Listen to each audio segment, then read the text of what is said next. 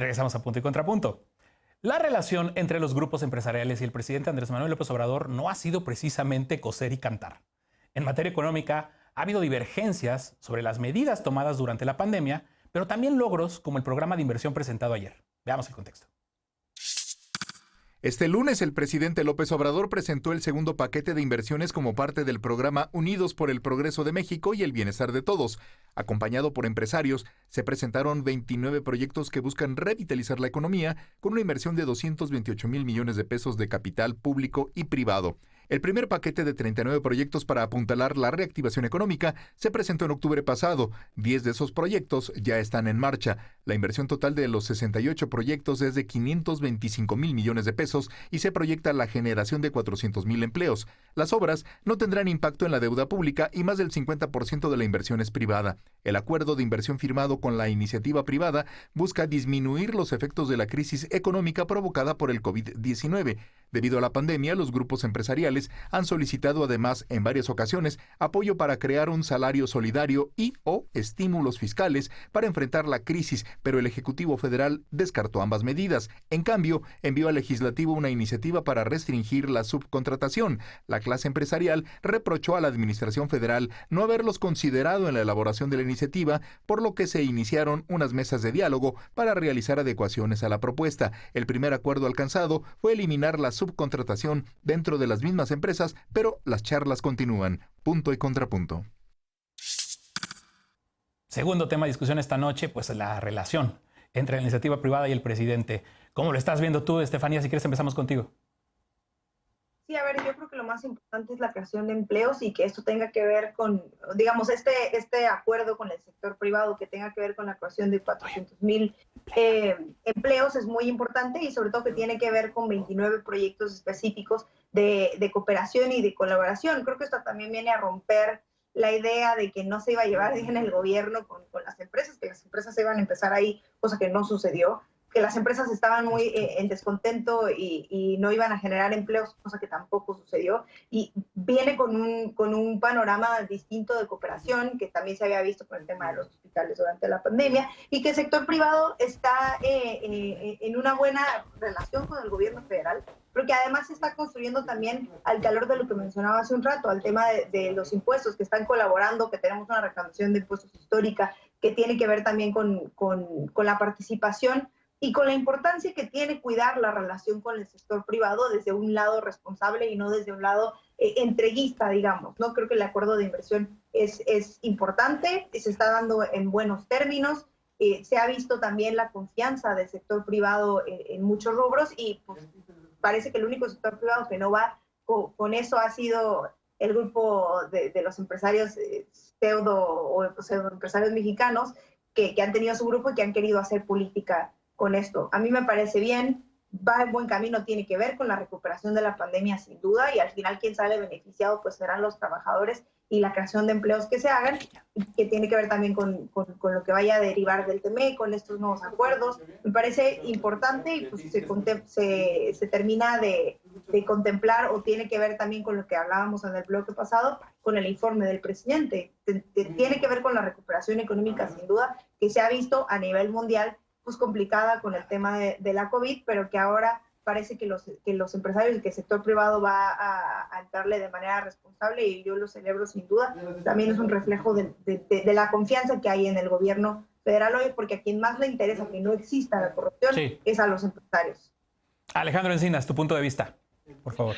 Pues yo creo que es un muy buen día hoy que se cumplen 2 años para hacer un análisis global de una relación que ha sido compleja con encuentros y desencuentros y creo que es una de las pistas para identificar los cambios que sí ha habido en esta llamada cuarta transformación, porque una de sus promesas era separar el poder político del económico. Y hay que recordar cómo antes los expresidentes pues terminaban en los consejos administrativos, por ejemplo Felipe Calderón de la empresa energética Iberdrola, de una de sus filiales norteamericanas, cuando fue el presidente que aniquiló Luz y Fuerza, o como Javier Lozano, el encargado de representar desde la Secretaría del Trabajo los intereses de los trabajadores, quería entrar a trabajar a la Coparmex.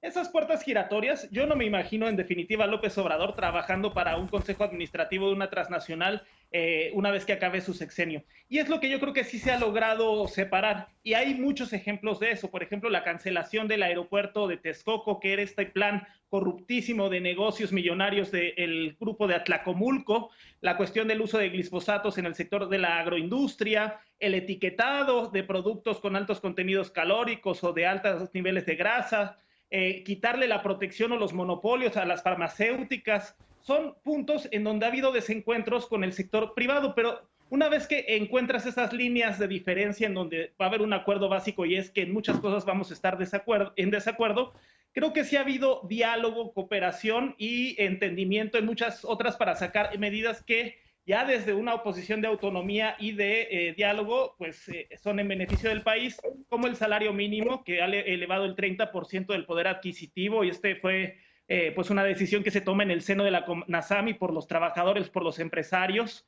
Por ejemplo, Jóvenes Construyendo el Futuro, el gobierno beca a los jóvenes, las empresas los capacitan, 1,5 millones de jóvenes ya han sido capacitados bajo este esquema. Por ejemplo, este paquete de proyectos de infraestructura con inversión pública y privada, cómo se está preparando el sector público y el privado para encarar los compromisos laborales, ambientales, en diversas temáticas para garantizar los beneficios del tratado entre México, Estados Unidos y Canadá, o la reconversión hospitalaria para que los hospitales privados también sean parte de la estrategia para atender a los pacientes graves por COVID. Entonces creo que ha habido una agenda muy fructífera, pero efectivamente creo que hay un replanteamiento en donde ya el gobierno no es un comité al servicio de una minoría, sino que gobierna por las mayorías y a favor del interés público.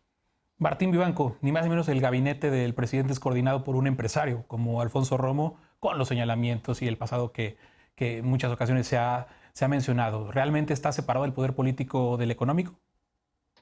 Lo han intentado, sí. Yo creo que en eso han tenido relativamente éxito, aunque creo que a veces ha salido demasiado caro.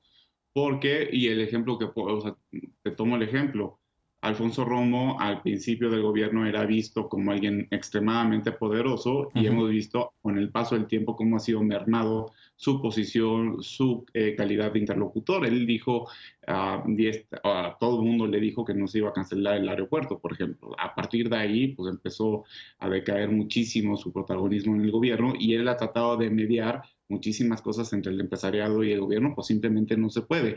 Creo que es mucho más complejo que eso. Efectivamente creo que el objetivo era quitar esa relación que sí es nefasta, pero también hay formas de hacerlo. O sea, les cancelaron un aeropuerto donde había muchísima inversión, la reforma energética en los hechos se paró donde había muchísima inversión, las energías limpias se pararon donde también había inversión. Ahorita lo del outsourcing no creo que le estén pasando muy bien. Y los anuncios que se han dado, la verdad es que a mí todavía no me queda claro la continuidad, ya lo habíamos hablado. Ahora, no es casual este sospechosismo de Andrés Manuel López Obrador con el empresariado. Y yo creo que por 3 razones. Una, el presidente es hijo de su tiempo. En la UNAM, en su momento, se estudiaba en serio marxismo y yo creo que uno de los diagnósticos sigue siendo válido. O sea, hay una acumulación ingente de capital y eso es algo que el presidente lo tiene muy en la mira, lo ha dicho en las mañaneras y ha citado a Marx en las mañaneras. Y yo estoy de acuerdo con eso, por ejemplo. Lo segundo, no creo que se le olvide el 2006. El 2006, esto de que es un peligro para México, que no se nos olvide que fue también fraguado por empresarios. Sí. No me imagino cuántas veces fueron empresarios ahí a Palacio Nacional a querer cabildear algo con él, que en el 2006 le quisieron dar en la torre. Y tercero, hay una relación muy, pero muy corrupta entre dinero y política. Y él también lo sabe. Ahora, creo que se equivoca en poner en un mismo rasero a todos, sobre todo, por ejemplo, cuando pidieron ayuda para la pandemia, las pequeñas y las medianas empresas, por ejemplo. Ana Villagrán, ¿cómo ves tú esta materia? De entrada, ya me divertí con todo lo que escuché, porque al principio estaba muy contrariada porque Estefanía pues señaló que somos el país que está llevando mejor la pandemia o que el gobierno lo está haciendo de una manera excelente y pues realmente creo que una aseveración así amerita que le pida perdón a los 105,000 muertos que hay ahorita por el SARS-CoV-2 o por los millones de contagiados hay o porque México es el cuarto país con más fallecimientos. Nadie podría decir que López Obrador ha hecho algo bueno con la pandemia y por lo tanto también Alex tiene que perder toda preocupación porque ninguna empresa va a invitar a su círculo directivo al presidente Andrés Manuel López Obrador cuando deje primeramente pronto de ser presidente de la República. O sea, ¿cómo que primeramente pronto? ¿A qué te refieres, Ana? Que ni se preocupa. Pues faltan 4 años, ya falta menos, ¿no? Entonces, a ver, respecto a este tema, son 228,000 millones de pesos para 29 nuevos proyectos de infraestructura. Es sin duda algo que se tiene que celebrar.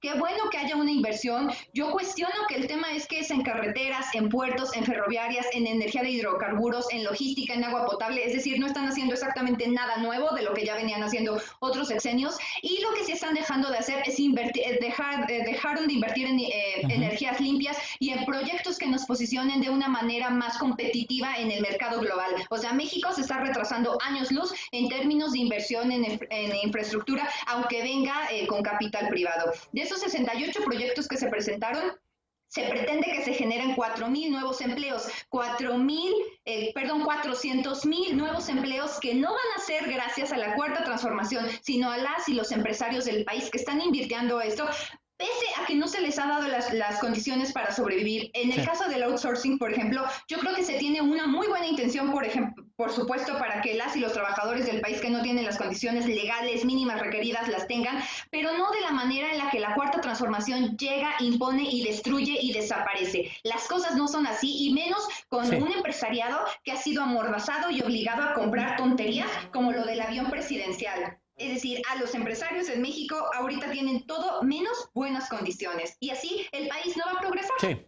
Estefania Veloz tiene levantada la mano.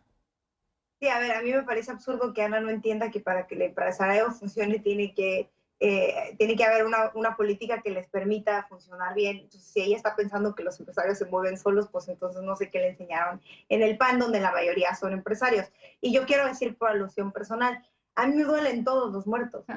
Y yo reconozco los muertos del COVID. Ana no ha reconocido los muertos de la guerra contra el narco todavía. Quien le debe al pueblo de México por los más de 200,000 muertos, eres tú, que sigues diciendo y defendiendo una guerra que nos dejó con un país ensangrentado. Esa es la diferencia entre tú y yo. Bueno, ¿alguien más? ¿Alguna mano levantada? Muchas diferencias. Muchas. No, pues ya ahí la dejamos, ¿no? Bueno, pues ya no quisieron seguirle.